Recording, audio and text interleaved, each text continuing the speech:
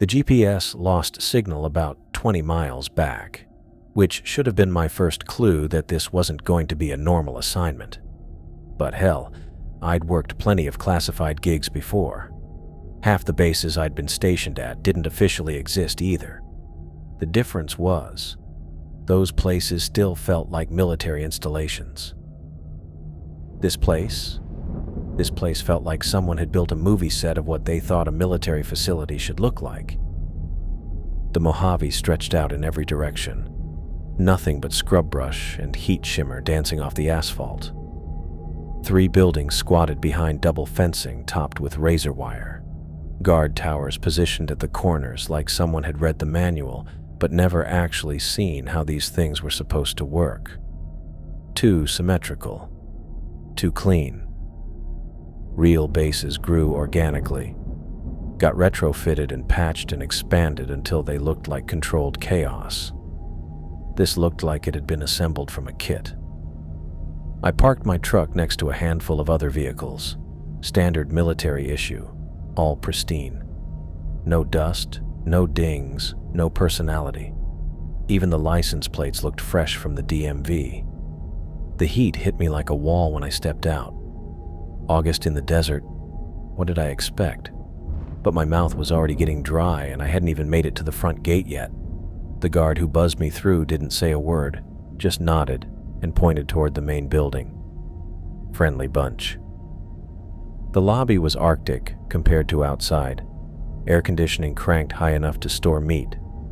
Everything was beige and sterile, like a dentist's office that had been designed by someone who'd never actually been to a dentist.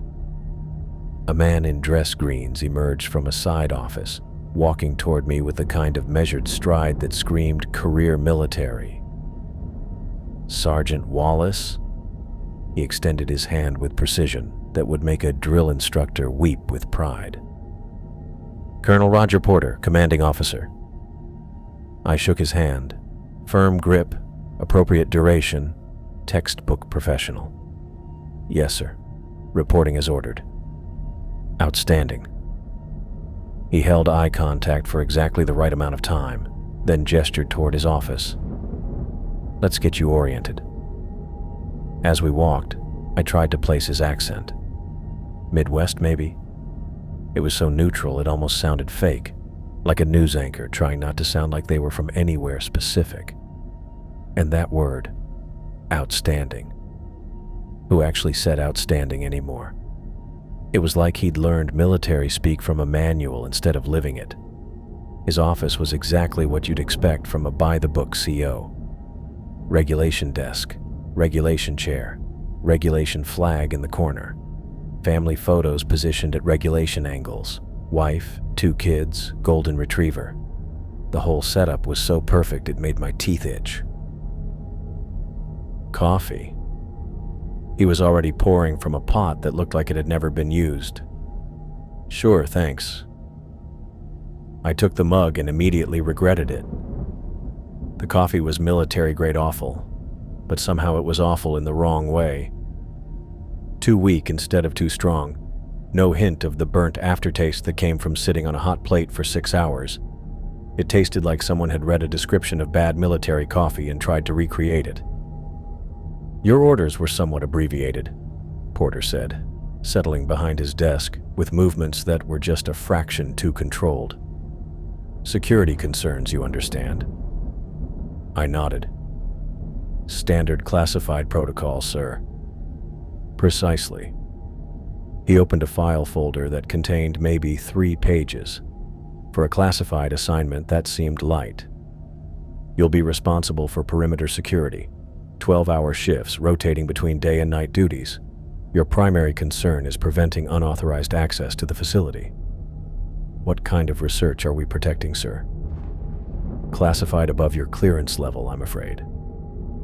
The response came too fast, like he'd been waiting for the question. I can tell you it involves materials and procedures that require absolute containment. Materials and procedures. That could mean anything from biological weapons to experimental aircraft.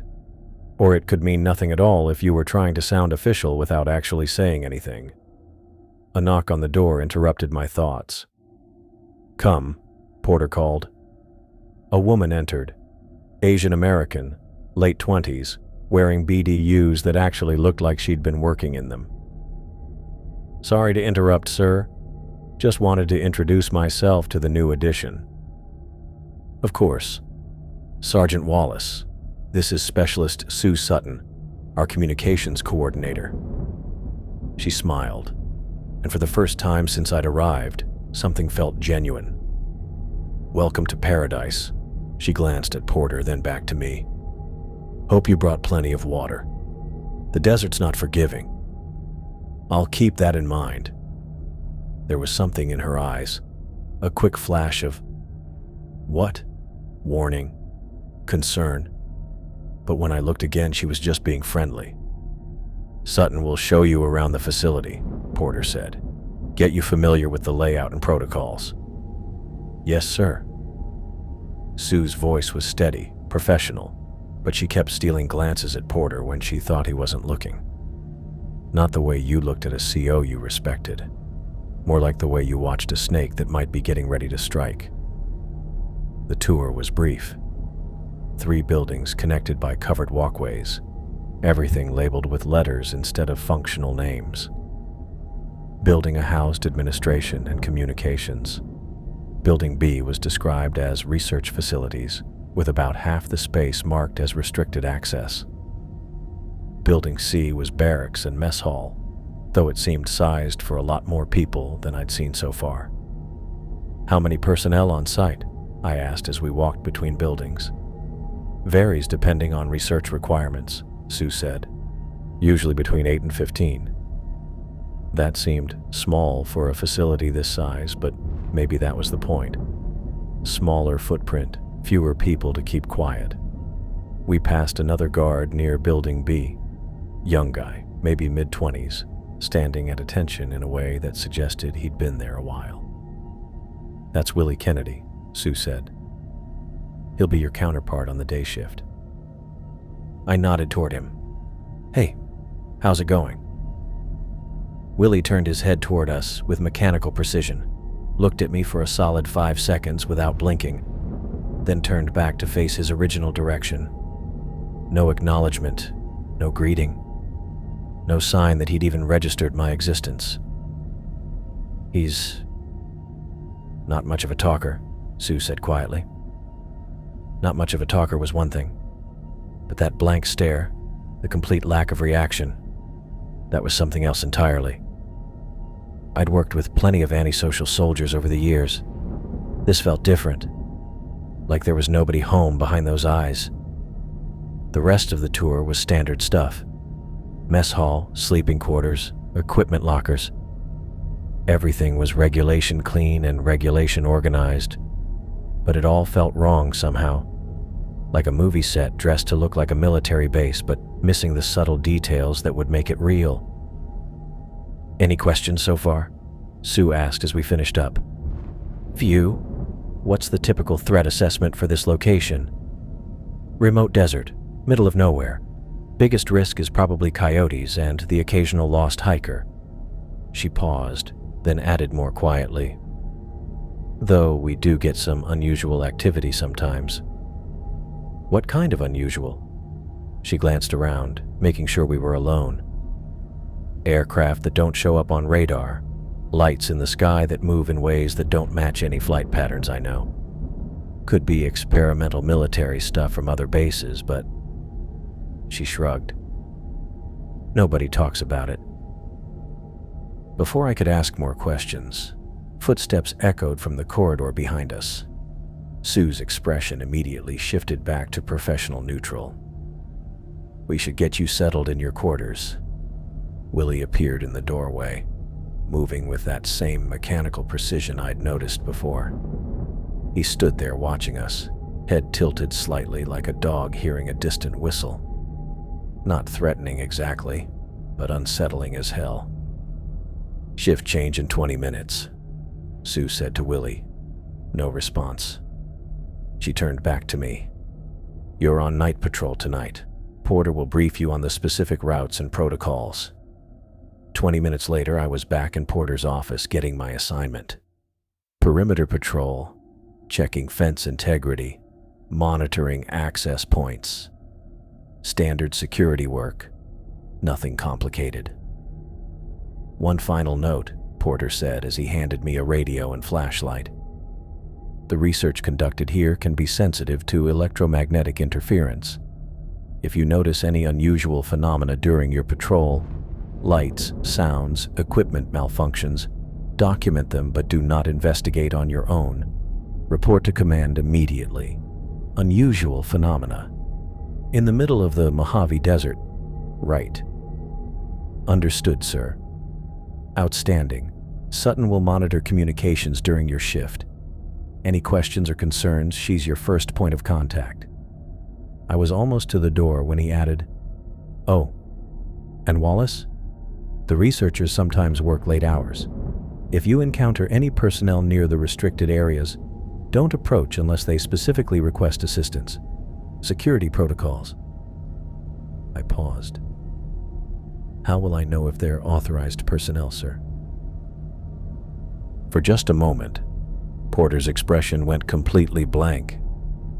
Not thoughtful, not calculating, just empty, like someone had unplugged him. Then he blinked, and the practiced professionalism snapped back into place.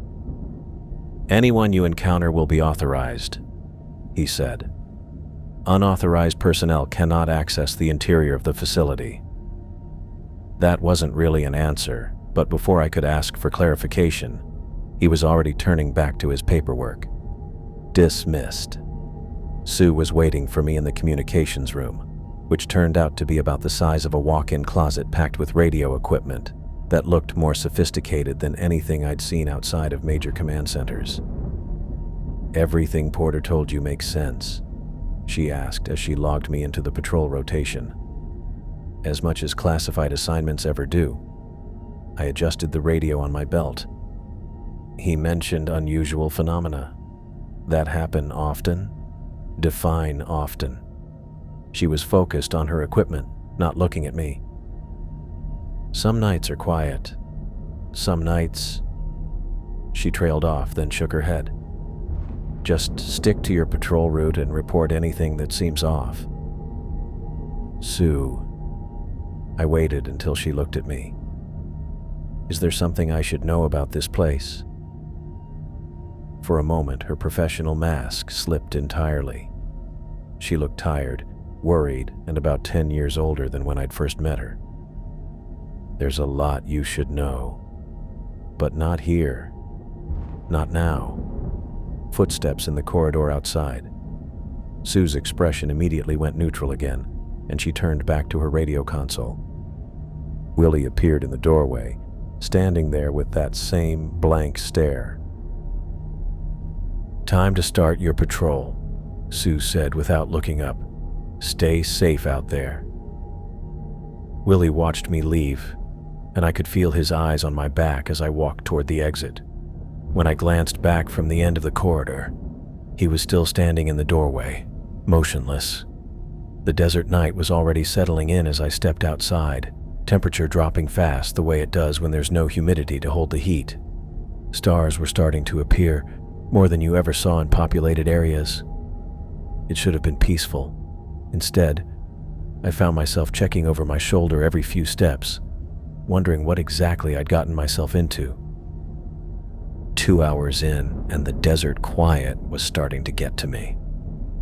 Not the peaceful kind of quiet, the kind that made you hyper-aware of every sound your boots made on gravel, every rustle of wind through the chain link. I'd done plenty of night watch before, but something about this place put me on edge. The radio crackled to life just as I spotted them. "Base, this is Wallace. I've got unusual aerial activity about 2 clicks northeast of my position." The lights were moving in ways that made my brain hurt to watch. Sharp 90-degree turns at speed, sudden stops, vertical climbs that no aircraft I knew could pull off. 3 of them, maybe 4, dancing around each other like they were showing off. Static. Then Willie's voice came back flat and emotionless. Routine aerial activity. Continue patrol. I pressed the transmit button. Willie, are you seeing this? These things are moving. Continue patrol. The connection went dead. I stared at the radio, then back up at the lights. Routine aerial activity, my ass. Those things were pulling maneuvers that would turn any pilot into paste. But the lights were already gone, vanishing like someone had thrown a switch. I stood there for another 5 minutes, scanning the sky, but there was nothing. Just stars and the distant glow of Vegas on the horizon. Willie's response bothered me more than the lights.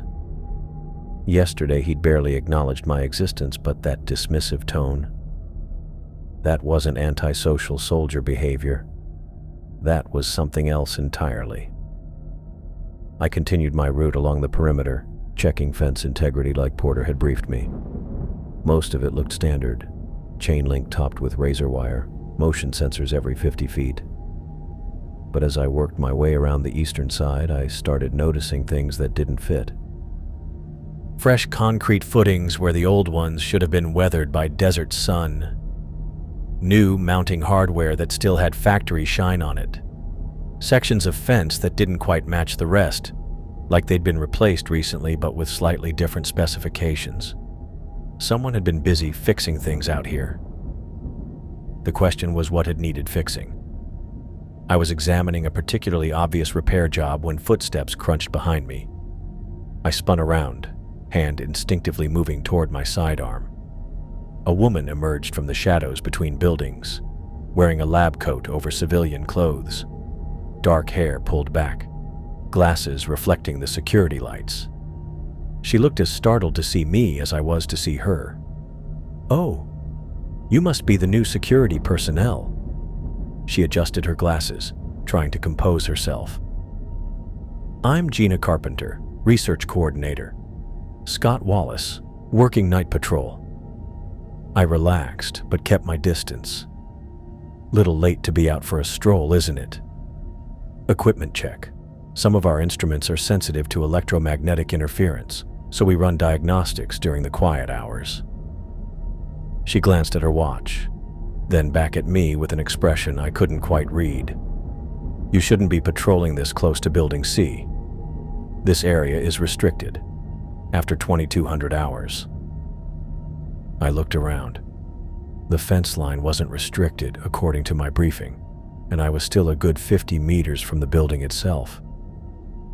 Porter didn't mention any time-based restrictions. Well, I'm mentioning them now. Her voice had taken on an edge. The equipment inside is extremely sensitive. Radio frequencies, electromagnetic fields, even vibrations from foot traffic can interfere with our readings. That was a lot of words to say. Go away. And none of them really explained why she was out here if the area was so sensitive. I decided to push a little. What kind of research exactly? Porter was pretty vague about what you folks are working on. Gina's composure cracked just enough for me to see genuine nervousness underneath. She checked her watch again, third time in 2 minutes. Biological studies, cellular analysis, very technical, very boring. Biological studies in the middle of the Mojave. Desert organisms have unique adaptive properties. Extremophile bacteria, metabolic processes that allow survival in harsh conditions. She was talking faster now, like she was reciting from a textbook. Understanding these mechanisms could have applications for medicine, agriculture, even space exploration. It sounded reasonable enough, but something about her delivery felt rehearsed, like she'd given this exact explanation before and was hoping I wouldn't ask follow-up questions. And that requires this level of security because proprietary research, corporate interests, you know how it is. She was already backing away toward the building. I really need to get back inside. These readings won't take themselves. She hurried off before I could ask anything else, lab coat billowing behind her like she couldn't get away fast enough. I watched her badge herself through a security door that I definitely wasn't cleared for, then disappear into Building C. Corporate interests. Right. Because private corporations regularly set up shop in the middle of classified military installations. I continued my patrol, but now I was paying attention to different things. How many windows in Building C were lit up at midnight? Whether those motion sensors were actually connected to anything or just for show. Why the distance between fence posts varied in some sections, but not others. The eastern perimeter took me close to a maintenance area where utility lines ran underground. Standard setup: manholes covers, ventilation grates, equipment access points. But as I passed one of the larger grates, I heard something that made me stop. Voices. Muffled and distant, but definitely human voices coming from below ground. I crouched next to the grate and listened. The words weren't clear, but the rhythm was wrong. Too measured, too regular. Like people reading from scripts rather than having a conversation. The sound stopped the moment I put my ear close to the metal. Complete silence, so sudden it felt intentional. I waited 5 minutes, then 10. Nothing. Whatever I'd heard was either gone or deliberately staying quiet until I moved on. The rest of my shift passed without anything obvious happening, but I couldn't shake the feeling that I was being watched, not just monitored. That was standard for any secure facility. This felt personal, like someone was studying me specifically. When dawn started creeping over the mountains, I made my way back toward the main building for shift change. Willie should have been getting ready to take over day patrol, but when I reached his usual post near the main entrance, he was already there, standing perfectly still. Had been for who knows how long. "Willie," I called out as I approached. "You're early." No response. He was facing outward toward the desert, posture rigid, not even shifting his weight from foot to foot like a normal person would after standing in one place. "Hey, Willie." Still nothing. I walked around to face him directly, and what I saw made something cold settle in my stomach. His eyes were open, staring straight ahead, but there was nobody home. No recognition, no awareness, nothing. Just blank stare pointed at empty desert like he was a mannequin someone had positioned there. I waved my hand in front of his face. No reaction, not even a blink. "Willie, you okay, man?" Finally, after what felt like forever, his head turned toward me with mechanical precision. No natural movement, no casual glance, just a 90-degree rotation like he was operated by servos. "Shift change complete," he said in that same flat tone I'd heard on the radio. "Report to command for debriefing." Then he turned back to face the desert and went completely still again. I stood there for another minute, waiting for him to do something normal. Ask how the night went, complain about the heat, make some smart-ass comment about the coffee, anything that would indicate there was an actual person in there. Nothing. As I walked back toward the main building, I could feel those blank eyes tracking my movement, not following me exactly, more like monitoring, the way a security camera follows motion.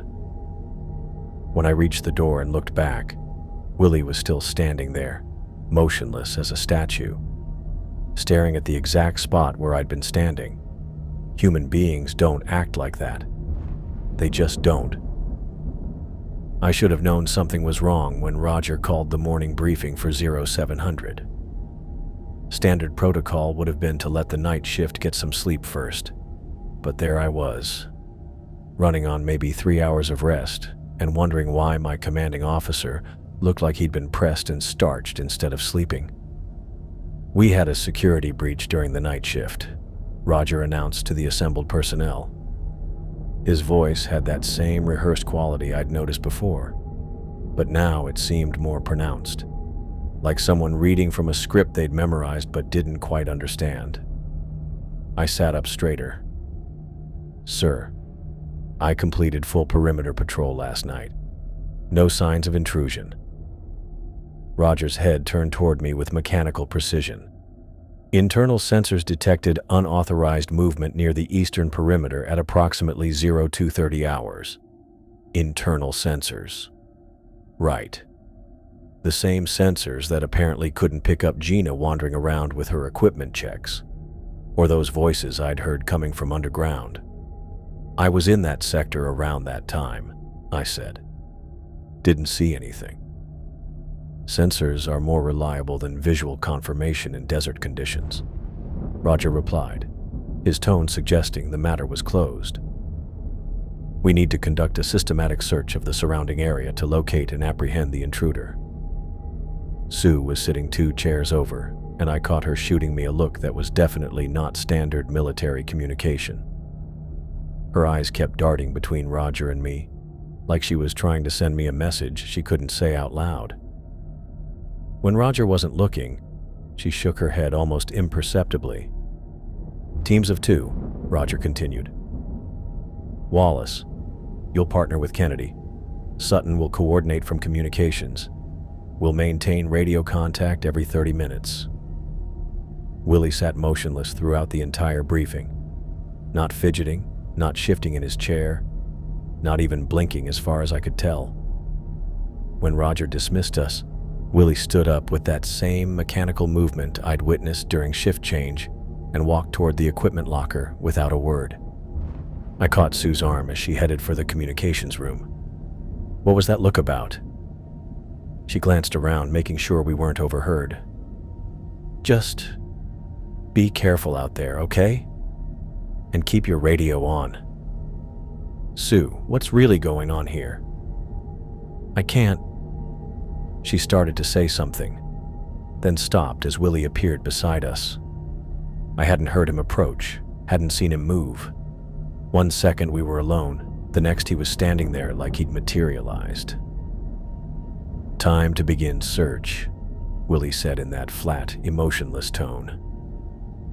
Sue squeezed my arm once, then headed for her station without another word. The desert morning was already heating up by the time Willie and I set out toward the eastern perimeter. The temperature had to be pushing 90, and it wasn't even 8 o'clock yet.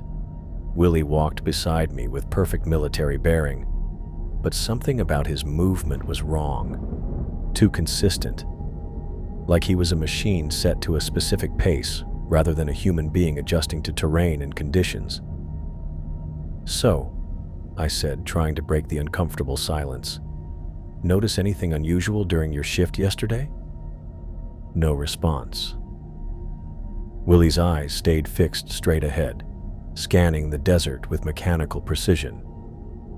Willie? Negative unusual activity, he said without looking at me. I'd worked with antisocial soldiers before, but this was beyond antisocial. This was like trying to have a conversation with a recording. We worked our way through the search pattern Roger had assigned, covering the rocky terrain where the supposed intruder might have taken shelter. The landscape was all scrub brush and scattered boulder formations, plenty of places for someone to hide if they knew what they were doing. 3 hours in, with the sun turning the desert into an oven, we found him. He was tucked behind a cluster of rocks about 2 clicks from the facility perimeter, looking like he'd been out there for days. Civilian clothes, maybe mid-40s, beard grown out and hair bleached by sun exposure. His shirt was torn and stained with sweat, and when he saw us approaching, he looked more relieved than afraid.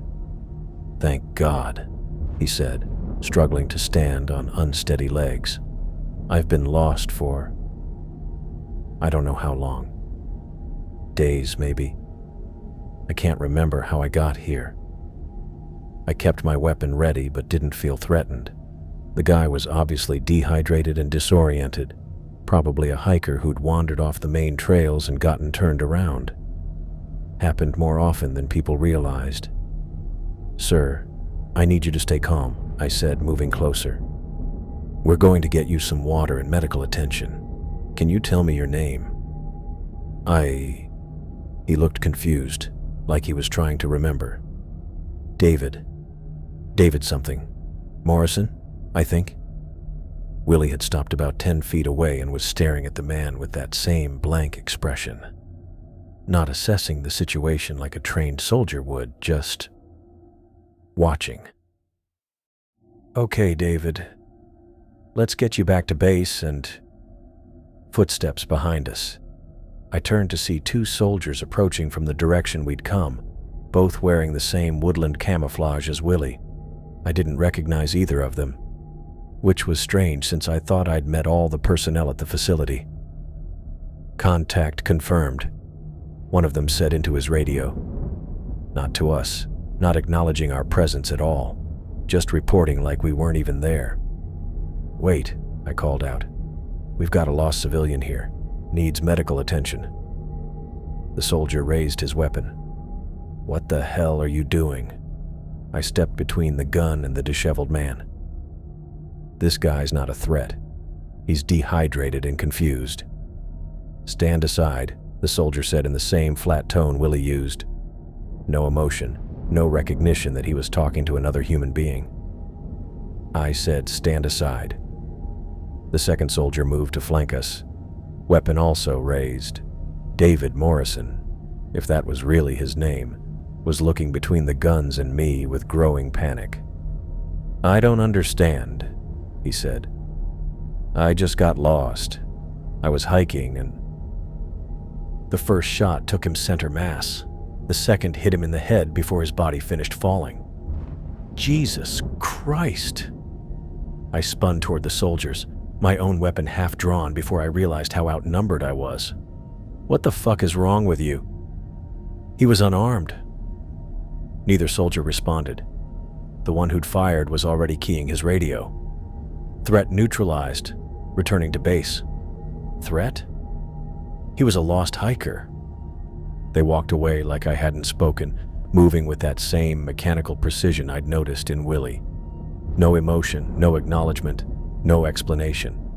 I stood there next to David Morrison's body, blood soaking into the desert sand, and finally understood that whatever was happening at this facility had nothing to do with protecting classified research.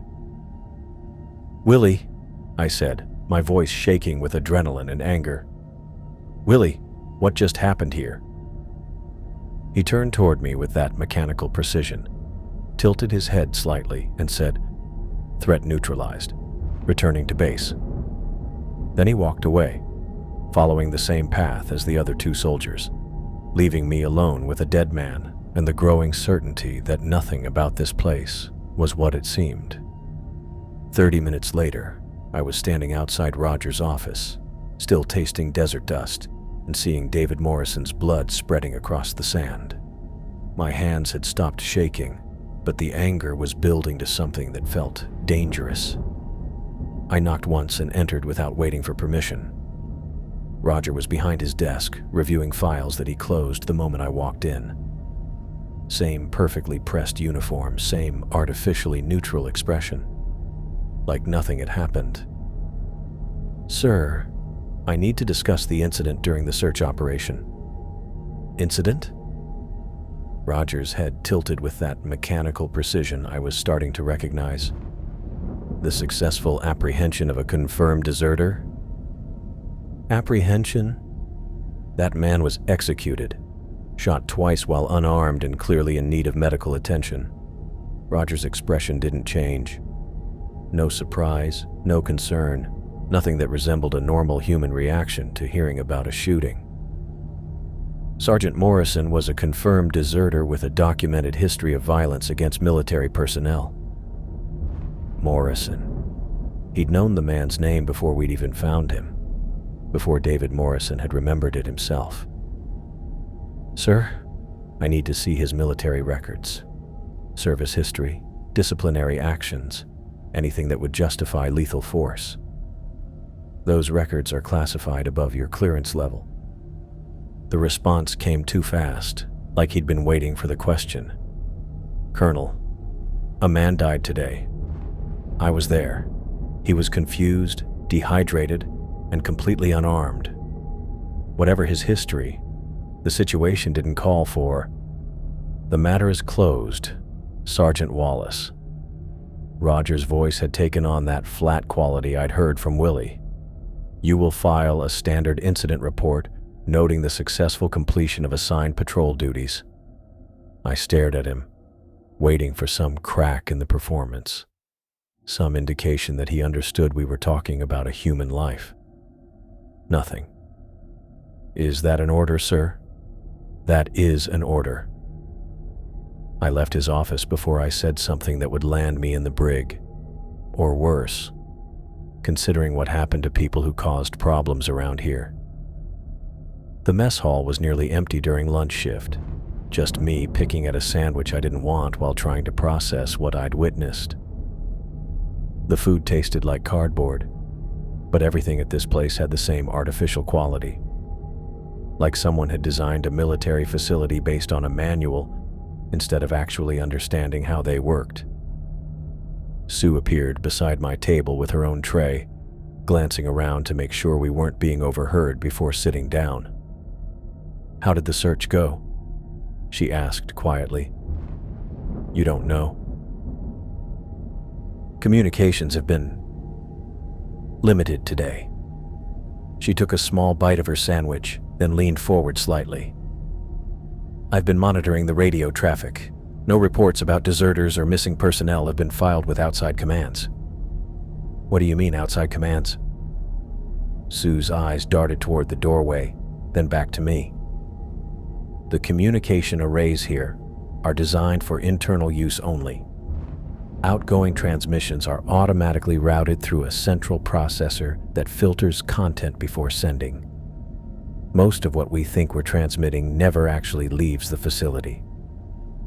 The sandwich turned to paste in my mouth. "We're cut off." "Effectively, yes. Any emergency communications would have to be manually overridden, and that requires clearance I don't have." She paused, studying my expression. "Scott, what happened out there?" Before I could answer, Gina approached our table, carrying a cup of coffee and what looked like a technical manual. She sat down across from us, adjusted her glasses, and immediately picked up on the tension. "Everything okay?" she asked. "We found someone during the search," I said carefully. "Civilian. Lost hiker." Gina's expression tightened. "And he's dead." Sue and Gina exchanged a look that lasted too long, communicating something I wasn't part of.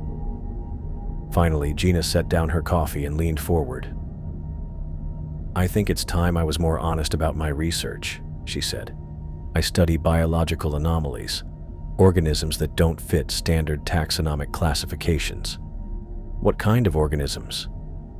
"The kind that shouldn't exist according to conventional science." She opened her manual, revealing pages of notes and diagrams that looked more like anatomical studies than anything related to desert bacteria. "I've been documenting strange occurrences at this facility for months. Personnel who disappear without explanation. Equipment that operates beyond known technological capabilities." Sue was nodding like she'd heard this before. "How many personnel?" 7 confirmed disappearances since I arrived. No transfer orders, no disciplinary actions, no medical evacuations. They just stopped being here." Gina flipped through several pages of her notes. "But that's not the strangest part." "What is?" "Some of them come back. Different, but recognizably the same people. Same faces, same voices, same basic mannerisms, but fundamental personality changes, like they've been replaced by someone trying to imitate them without really understanding how humans behave." I thought about Willie's mechanical responses, his blank stare, the way he moved like a machine programmed to look human. "How long does the change take?" "It varies, sometimes overnight, sometimes gradually over several days." Gina closed the manual and looked directly at me. "Willie's transformation was unusually rapid. He was acting normally until about a week ago." A week ago, right around when I'd received my orders to come here.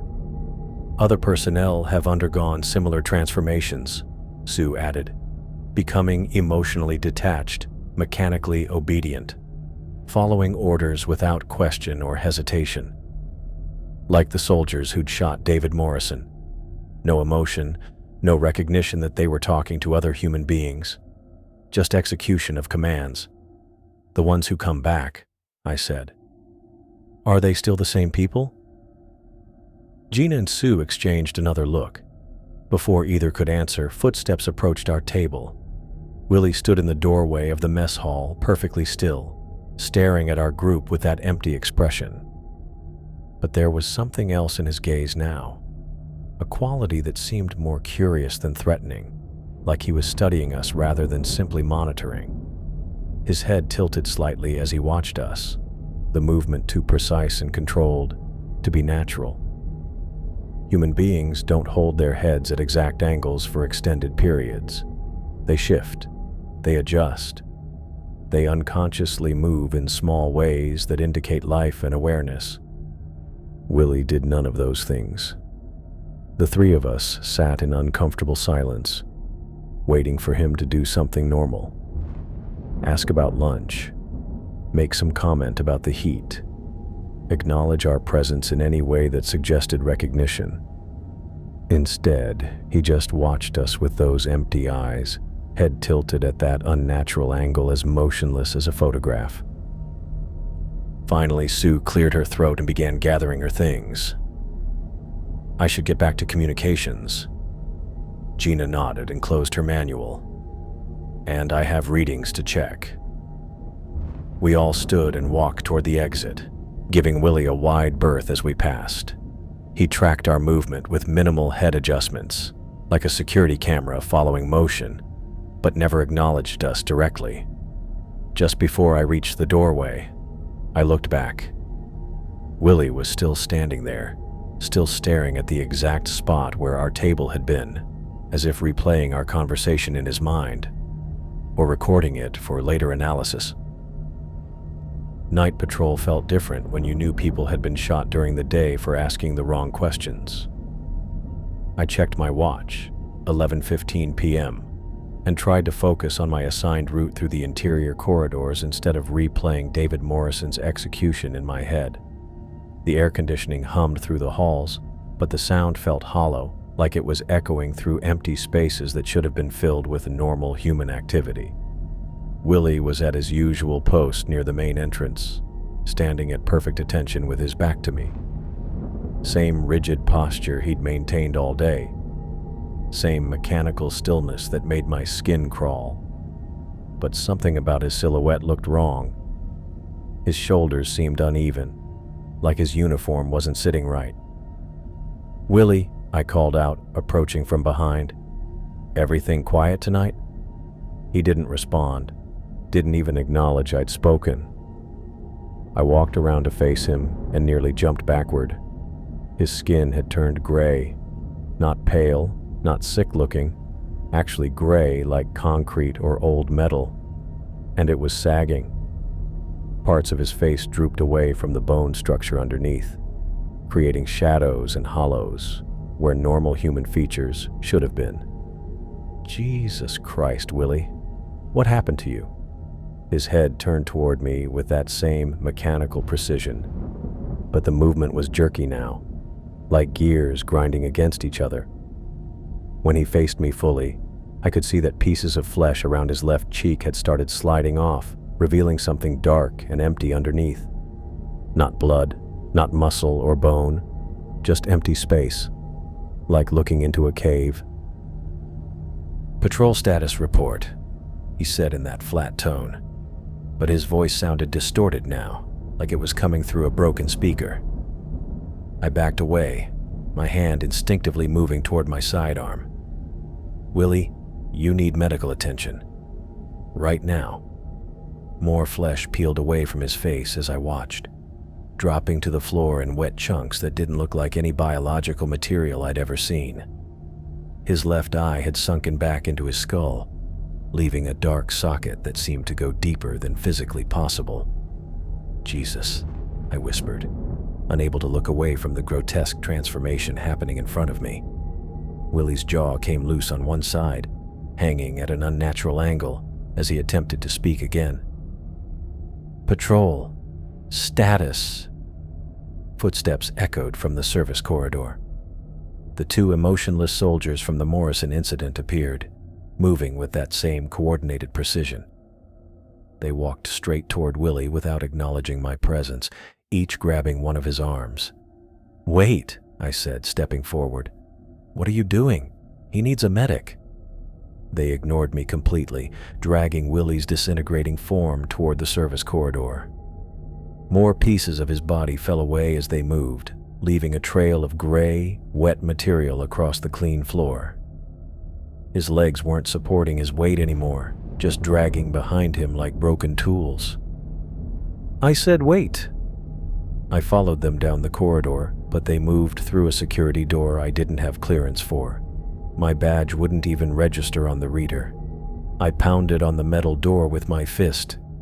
"Where are you taking him?" Nothing. Just the hum of air conditioning and the distant sound of footsteps fading into whatever lay beyond the restricted area. When I returned to the main corridor, Sue was waiting for me. She stood near where Willie had been stationed, looking down at the gray chunks of material scattered across the floor with an expression that wasn't surprise or shock, just grim confirmation of something she'd been expecting. "How long were you watching?" I asked. "Long enough." She knelt down and examined one of the larger pieces without touching it. The deterioration accelerated faster than the previous cases. "Previous cases?" Sue stood up and brushed off her hands. "Willie is the third person to undergo this kind of breakdown in the past month. I've been tracking the incidents through the security system." The laboratory door opened and Gina emerged, still wearing her lab coat and carrying what looked like collection equipment. She surveyed the mess on the floor with clinical detachment, then looked at me with something that might have been sympathy. "I'm sorry you had to see that," she said. "We were hoping the process would be more gradual this time." "Process?" I stared at both of them. "You knew this was going to happen?" "Not exactly when," Gina replied. "But the breakdown pattern has been consistent across all observed cases. Physical deterioration followed by removal to an unknown location." "Removal by who? Those soldiers?" "Personnel who exhibit the same behavioral patterns as Willie before his breakdown," Sue said carefully. "Emotionally detached, mechanically obedient."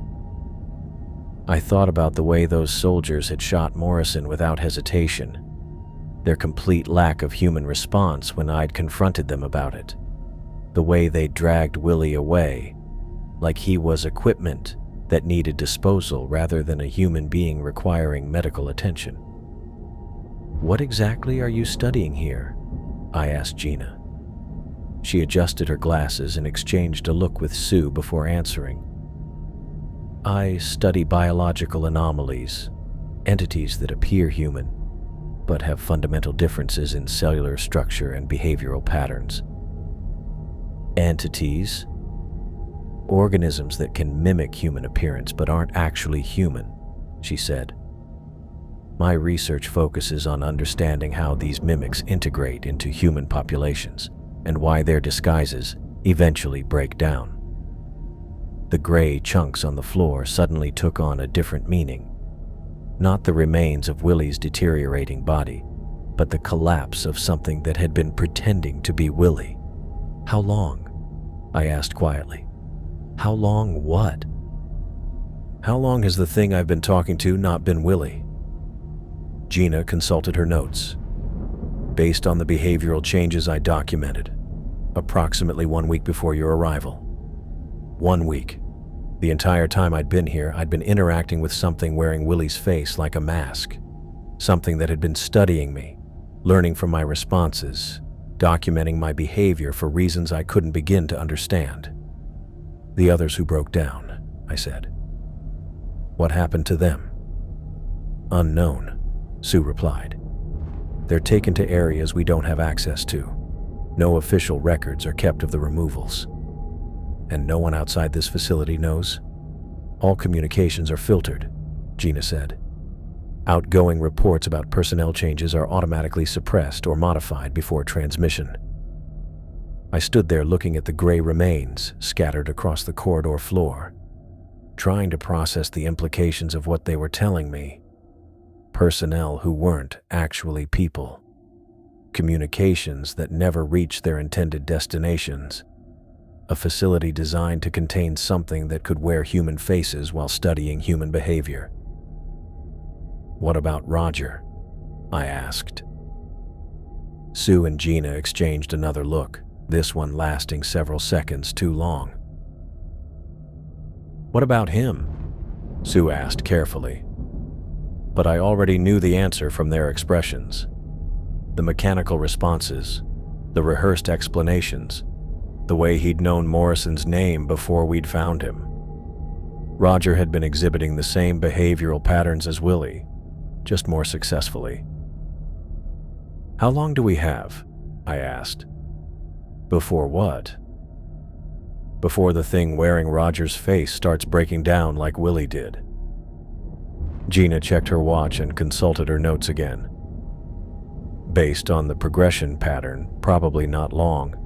The deterioration tends to accelerate once it begins." We stood there in the empty corridor, surrounded by the remains of something that had pretended to be human. And I realized that nothing about this place was what it seemed. Not the personnel, not the mission, not the research, and probably not our chances of getting out alive. I didn't sleep much after watching Willie get dragged away in pieces. When morning came around, I was done pretending everything was normal. I marched straight to Roger's office at 0700 and knocked once before walking in. He was behind his desk with a stack of files spread out, but the moment I entered, he swept them into a drawer with movements that seemed too quick and coordinated, like he'd practiced the motion. "Colonel, I need to know what happened to Willie Kennedy." Roger looked up at me with those cold blue eyes, but something was off about his face. The skin around his jaw looked loose, and when he smiled, it didn't move quite right. "Specialist Kennedy has been transferred to another facility due to a medical condition. What kind of medical condition makes someone's skin turn gray and fall off?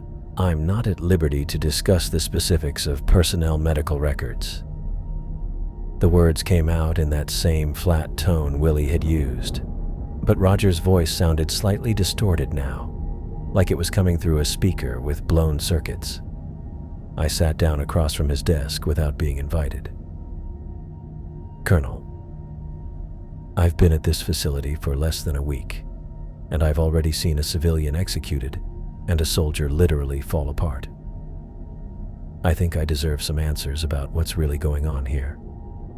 Roger's head tilted to that mechanical angle I'd come to recognize, but this time it tilted too far, farther than any human neck should bend comfortably. "Your concerns have been noted and will be addressed through appropriate channels." Which channels would those be? The same ones that filtered out reports about missing personnel. For a moment, Roger's expression went completely blank. Not thoughtful or calculating, just empty, like someone had turned off a computer mid-process. Then his features snapped back to that artificial professionalism, but his left eyelid was twitching in a rhythmic pattern that looked more like a malfunction than a nervous tick. The door opened and Sue walked in, followed by Gina carrying her research materials. Sue took one look at Roger, and I saw her entire posture change, like she was preparing for a fight. "We're here for the meeting," Sue said carefully. "What meeting?" I asked. "The one about facility security protocols," Gina replied, but she was staring at Roger with the same clinical attention she'd given Willie's remains. "We have some concerns to discuss." Roger's movements as he gestured for them to sit were becoming increasingly stiff. His arm rotated in segments like it was moving through predetermined positions instead of flowing naturally. "Please proceed with your report." Gina opened her notebook and looked directly at me. Scott, I haven't been completely honest about my research here. I don't study desert bacteria. I study biological entities that can mimic human appearance, but have fundamentally different cellular structures. Entities? Organisms that can replicate human form and basic behavior patterns, but they're not actually human. She flipped through several pages of detailed anatomical drawings that looked nothing like anything I'd seen in biology textbooks. These entities seem to infiltrate human populations by replacing individuals, but their disguises are inherently unstable. I looked between Gina and Roger, whose face was definitely starting to sag on the left side now. How unstable? The mimicry breaks down over time, Sue said. Usually within a week or two of initial replacement. The entities can maintain basic behavioral patterns, but they can't sustain the complex biological processes required for long-term human appearance. Roger's skin was taking on that same grayish pallor Willie had developed. As I watched, a small piece of flesh near his ear began to separate from whatever was underneath. He didn't seem to notice or care. The entities appear to be studying human behavior, Gina continued, learning social patterns, emotional responses, decision-making processes, like they're gathering intelligence about how humans think and act. Intelligence for what? That's what we've been trying to determine. Gina glanced at Roger, whose deterioration was accelerating now. More skin was peeling away from his face, revealing dark, empty spaces underneath. But based on their infiltration patterns, it seems like they're preparing for something larger. Roger's jaw suddenly went slack, hanging open at an unnatural angle that made his attempts to speak sound garbled and mechanical. But he kept trying to talk, producing sounds that became less human with each attempt. "Colonel?" I said, though I was pretty sure whatever was sitting behind that desk wasn't Colonel Porter anymore. Might never have been. The thing wearing Roger's face turned toward me with a series of small, jerky movements. Its eyes had gone completely black now, and when it opened its mouth, instead of teeth, I could see rows of what looked like metal filaments. "Observation period complete," it said in a voice that sounded like two different recordings played simultaneously. "Subject behavioral patterns documented. Processing phase initiated." Sue was already moving toward the door. "We need to leave. Now." More pieces of Roger's face slid off as whatever was underneath tried to stand up. Its movements were completely inhuman now, joints bending in directions that defied anatomy, limbs extending farther than they should have been able to reach. "Subjects will remain for processing," it said. But the voice was degrading into electronic noise, mixed with sounds I couldn't identify. Gina grabbed my arm and pulled me toward the door. "Scott, we have to go. Right now." I couldn't stop staring at the thing behind Roger's desk. Its human disguise was collapsing entirely now, revealing something that looked like it had been assembled from spare parts and covered with synthetic skin. Nothing about its structure made biological sense. "What the hell is that?" I whispered. "Something that's been watching you since the moment you arrived," Sue said, yanking the door open. "And it just finished collecting whatever data it needed." I grabbed Sue's arm and we bolted through the door, leaving the thing that used to look like Roger making sounds like a broken radio behind his desk. "This way," Gina said, already running down the corridor toward Building B. "I know another way out." Behind us, Roger's voice, or whatever was left of it, started broadcasting in that flat mechanical tone. "Security breach in progress. All units respond to administration. Subjects attempting unauthorized departure." The whole facility seemed to wake up at once. Footsteps echoed from multiple directions, but not random footsteps. Coordinated ones, like a drill team moving in formation. Through the windows, I could see those emotionless soldiers emerging from buildings, all walking with the same precise pace toward our location. "Jesus, how many of them are there?" I asked as we ran. "More than we thought," Sue replied. pulling a radio from her belt that looked way more sophisticated than standard military equipment. "I've been monitoring their communications. They've been calling in additional units all week." We reached a service corridor I'd never seen before. Gina produced a key card and swiped us through a door marked "Emergency Use Only." "How do you have access to—" "I'm not just a research coordinator," she said, leading us down a narrow hallway lined with pipes and electrical conduits. "My actual title is xenobiologist with the Department of Defense. I've been documenting entity behavior at this facility for 6 months." Sue was already working her radio, cycling through frequencies. "This is Operative Sutton, CIA, requesting immediate extraction at Facility 77 Alpha. We have a containment breach and confirmed entity activity. 3 personnel requiring emergency evac." CIA. I should have known she wasn't really just communications. The service corridor ended at a heavy steel door with "Emergency Exit" stenciled in red letters. Gina input a code on a keypad, and the door opened with a hydraulic hiss, revealing the desert beyond the facility's perimeter. "Wait," I said as we stepped outside. "How did you know about this exit?"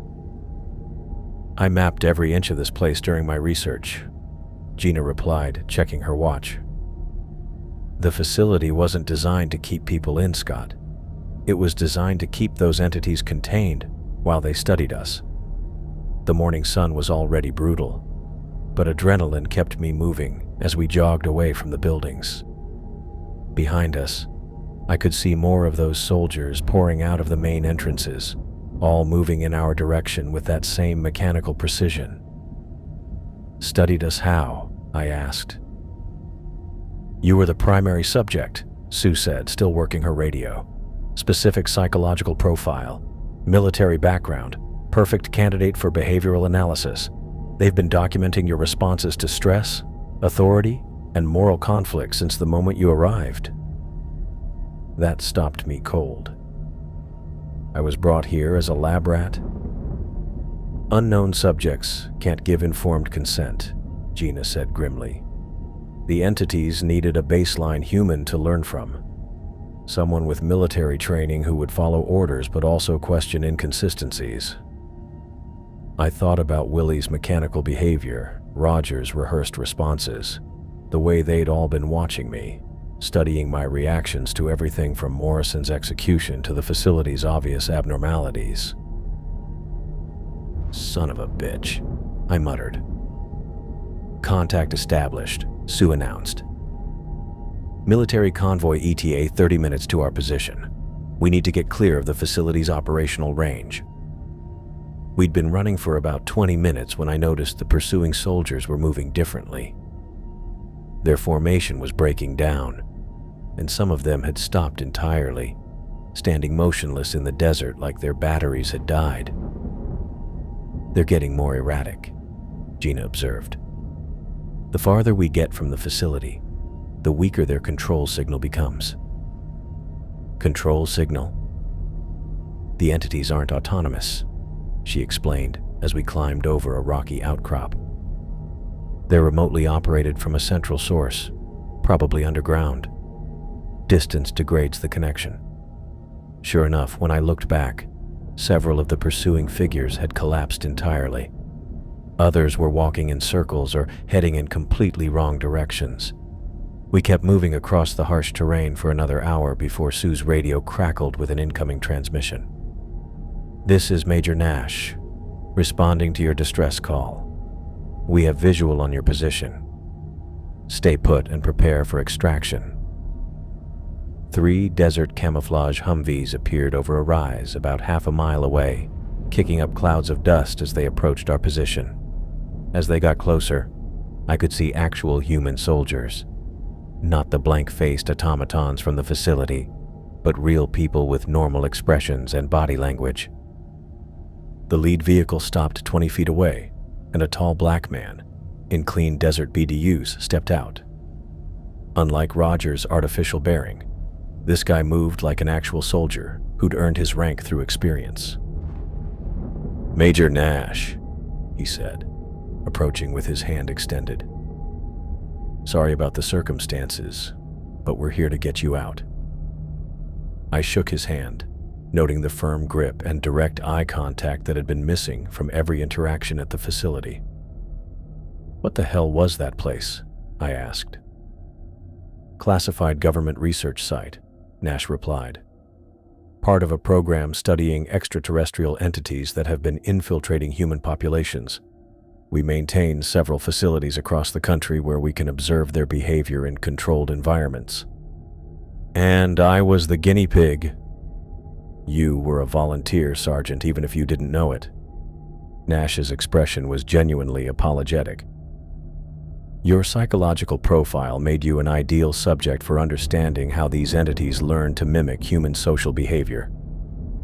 I'm sorry for the deception, but the research required authentic responses to stimuli." Sue and Gina were already climbing into one of the vehicles, but I stood there for a moment, processing what Nash had told me. "The other facilities," I said. "Are there people like me at all of them?" "Different methodology at each site," Nash replied. "But yes, we use unknowing subjects to gather behavioral data. It's the only way to study how these entities integrate into human populations." I looked back toward the facility, which was barely visible as a shimmer in the desert heat. Somewhere in those buildings, alien creatures were still learning how to wear human faces, studying recorded footage of every conversation I'd had, every decision I'd made, every moment of confusion and fear they'd carefully orchestrated. "How long have they been here?" I asked. "The entities? We've been tracking infiltration attempts for about 5 years," Nash said.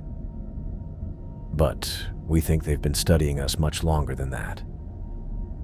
He gestured toward the vehicle. "We'll brief you more thoroughly once we reach the command post. Right now, we need to put some distance between us and that facility before they send additional units."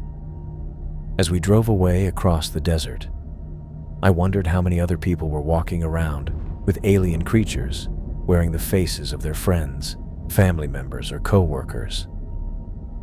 How many more facilities like this one existed, and how many more unwitting test subjects were being studied by things that wanted to learn how to replace us entirely? The worst part wasn't that I'd been used as a lab rat. The worst part was that now I knew these things existed, and I'd never be able to look at another person without wondering if they were really human. The temporary command post turned out to be a collection of prefab buildings surrounded by more desert, but at least the people here moved like actual humans instead of broken robots. Nash led us into a briefing room with maps covering every wall and a coffee pot that smelled like it had been brewing since the Clinton administration. The coffee tasted terrible, but it was genuine military terrible instead of whatever synthetic crap they'd served at the facility. "Before we proceed," Nash said, settling into a chair across from me, "I need to explain your options." Sue and Gina sat on either side of me, close enough that I could feel their concern radiating outward. It should have been comforting, but something about their positioning felt like they were bracketing me, keeping me contained. "Option 1 is relocation to a secure location with a new identity," Nash continued. "You'd receive regular psychological support and be monitored for your own safety, but you'd retain all memories of your experience." "Monitored?" I repeated. "By who?" "Trained professionals who understand the psychological impact of extraterrestrial contact, people who can help you process what you've seen." "And option 2? Nash glanced at Sue and Gina before answering. "Experimental memory modification. We can erase your experience at the facility entirely. You'd wake up believing you completed a routine security assignment at a classified research station. No trauma, no ongoing paranoia, no need to constantly question whether the people around you are human. You're talking about brain surgery." "More like targeted neurological adjustment," Gina said. "The procedure targets specific memory centers without affecting your overall personality or long-term memory formation. You'd still be you, just without the knowledge that's currently destroying your peace of mind. I looked between the three of them. What do you recommend? Sue leaned forward. Scott, I've seen what happens to people who carry this knowledge long term. The paranoia doesn't fade. It gets worse. You start seeing entities everywhere, questioning every human interaction, isolating yourself from friends and family because you can't trust anyone. Most subjects who choose relocation end up requesting the memory modification within 6 months anyway, Nash added, after they've suffered through half a year of psychological torture. But it's my choice. Absolutely, Nash said. We won't force anything on you, but we want you to make an informed decision about what you're choosing to live with. I stared at the coffee in my hands, watching the surface ripple slightly from the vibration of a generator somewhere nearby. 3 days ago, I'd been a regular guy with a security job. Now I was choosing between living as a paranoid wreck or letting someone lobotomize my recent memories. I want to keep my memories, I said finally.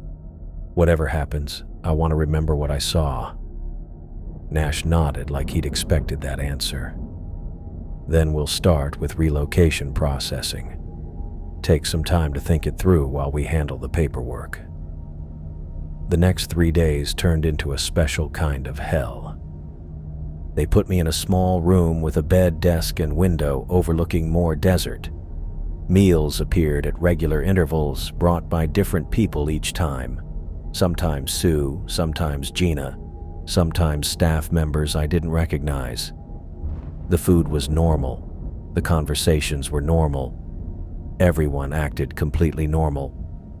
But I couldn't stop analyzing every interaction. When Sue brought lunch on the second day, I found myself studying the way she chewed her sandwich. Did she always pause between bites like that? Was that natural or calculated? Her smile seemed genuine, but I'd thought Willie's behavior was just antisocial until his face started falling off. You're doing it again, she said gently. Doing what? Watching me like I'm going to sprout tentacles. I forced myself to look away, but the paranoia just shifted to examining her voice patterns. Sorry, I'm trying not to. It's normal, Scott. Everyone goes through this after entity exposure. The inability to trust gets better with time. Does it? Or is that what you'd say if you were one of them trying to make me lower my guard? Sue set down her sandwich and looked at me with what appeared to be genuine sadness. If I were an entity, would I tell you the truth about your psychological state? Wouldn't I try to convince you everything was fine instead of acknowledging your valid concerns? She had a point, but that could also be exactly what a sophisticated entity would say to gain my trust. The circular logic was driving me insane. By the third day, I was barely sleeping. Every time I started to drift off, I'd hear footsteps in the corridor and wonder if someone was positioning themselves outside my door. Not to guard me, to watch me, study me, take notes on my sleep patterns and stress responses like I was still a lab rat. Nash stopped by that afternoon with a progress report on my relocation arrangements. He looked tired, like dealing with paranoid former test subjects was wearing him down. We've found you a place in Oregon, he said, spreading photos across my desk. Small town, quiet, good people. You'd work private security for a lumber company. Clean background, decent pay, close enough to our support network that we can check on you regularly. The photos showed a normal-looking town with normal-looking people doing normal-looking things. A month ago, I would have thought it looked peaceful. Now I wondered how many of those normal-looking people were actually human. What kind of support network? Counselors trained in post-entity trauma, other subjects who've successfully integrated back into civilian life, people who understand what you're going through. Other subjects, I repeated. How many of us are there? More than you'd think. fewer than you'd fear. Nash gathered up the photos. The point is, you wouldn't be alone with this knowledge.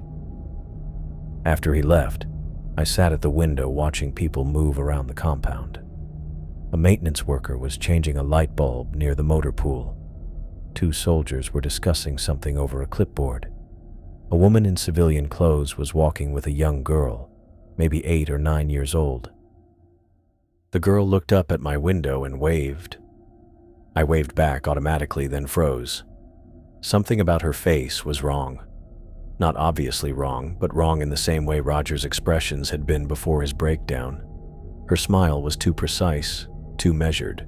Adult awareness behind child features. She tilted her head at that exact angle I'd seen from Willie and Roger, studying me with empty eyes that seemed far too calculating for a kid. I scrambled away from the window, my heart hammering. When I looked back, the girl was gone, but the woman was standing in the same spot, staring up at my room with the exact same expression. I hit the call button next to my bed. Nash appeared within minutes, looking concerned but not surprised. "There's a girl outside," I said. "Maybe 8 years old. Who is she?" "Staff member's daughter." "Why?" "She was watching me, studying me, the way those things at the facility did." Nash glanced toward the window.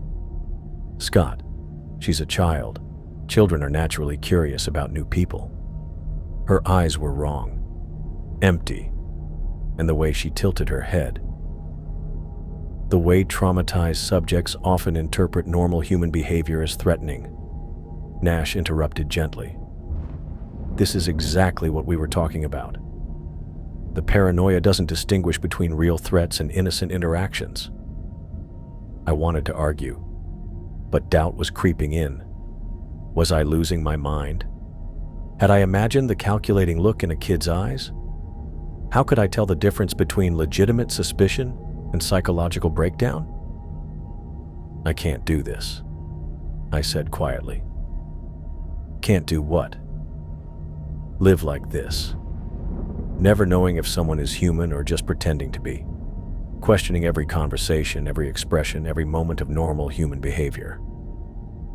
I looked at Nash, wondering if he was real or just another entity that had learned to fake compassion better than the others. "I can't tell the difference anymore." Nash nodded like he'd been waiting for this moment. "That's why we recommend the memory modification. Not because we want to control you, but because some knowledge is genuinely too dangerous for most people to carry. If I choose the procedure, will I remember making the choice? You will remember coming here for a routine debriefing after a classified assignment. You'll remember deciding to return to civilian life and accepting our help with the transition.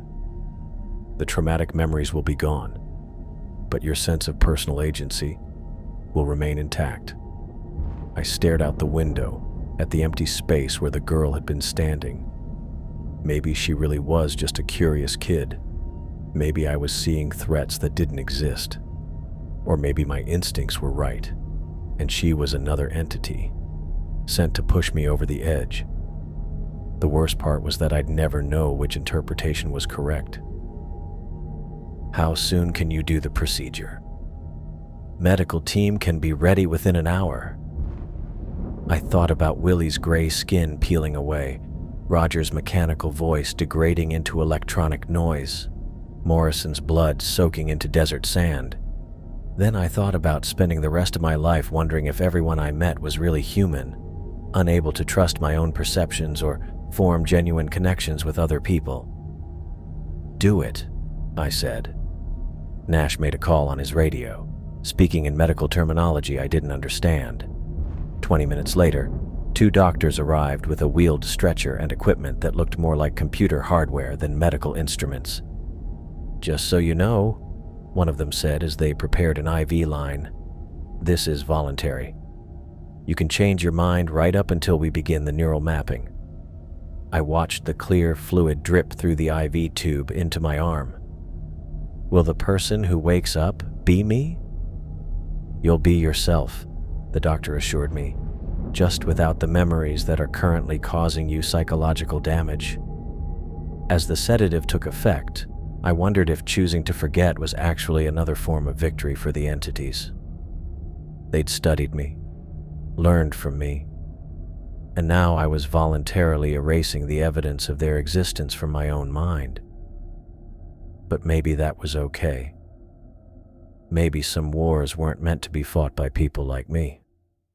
Maybe the best thing I could do was forget I'd ever seen behind the curtain and let someone else worry about the monsters wearing human faces. The last thing I remembered was hoping that whoever I became after this would be happier than the person I was now.